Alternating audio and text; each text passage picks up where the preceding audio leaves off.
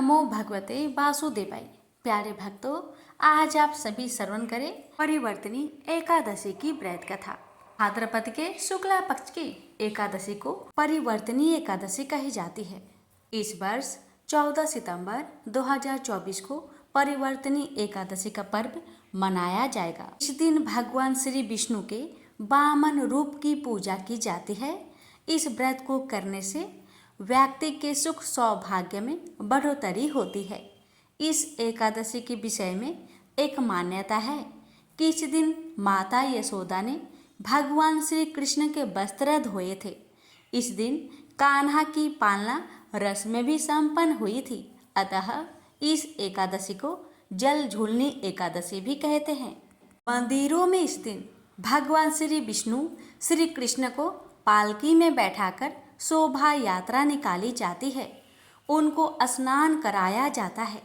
इस एकादशी के दिन व्रत कर भगवान श्री विष्णु जी की पूजा की जाती है। इस व्रत में धूप दीप नैवेद्य और पुष्प आदि से पूजा करने की विधि विधान है। 7 कुंभ स्थापित किए जाते हैं। 7 कुंभों में 7 प्रकार के अलग अलग धान्य भरे जाते हैं। इन 7 अनाजों में गेहूँ, उड़द, मूंग, चना, जौ, चावल और मसूर है। एकादशी तिथि से पूर्व की तिथि अर्थात 10वीं तिथि के दिन इनमें से किसी धान्य का सेवन नहीं करना चाहिए। कुंभ के ऊपर श्री विष्णु जी की मूर्ति रख पूजा की जाती है। इस व्रत को करने के बाद रात्रि में श्री विष्णु जी की पाठ का जागरण करना चाहिए। यह व्रत 10वीं तिथि से शुरू होकर द्वादशी तिथि तक जाता है।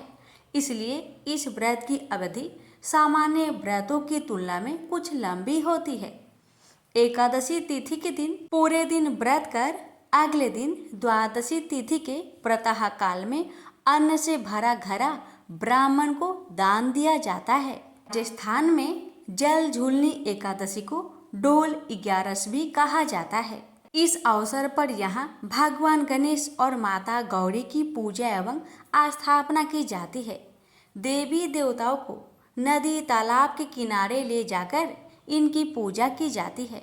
संध्या समय इन मूर्तियों को वापस ले आया जाता है। कथा इस प्रकार है। सूर्य वंश में मनधाता नामक चक्रवर्ती राजा हुए। उनके राज्य में सुख संपदा की कोई कमी नहीं थी। प्रजा सुख से जीवन व्यतीत कर रही थी। परंतु एक समय उनके राज्य में 3 वर्षों तक वर्षा नहीं हुआ। प्रजा दुख से व्याकुल थी। तब महाराज भगवान नारायण की शरण में जाते हैं और उनसे अपनी प्रजा के दुख दूर करने की प्रार्थना करते हैं।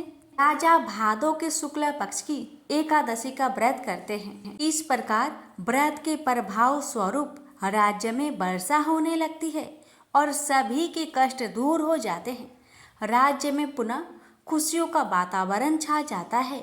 इस उत्तम व्रत का अनुष्ठान अवश्य करना चाहिए। परिवर्तनी एकादशी के दिन सामर्थ्य अनुसार दान करने से शुभ फलों की प्राप्ति होती है।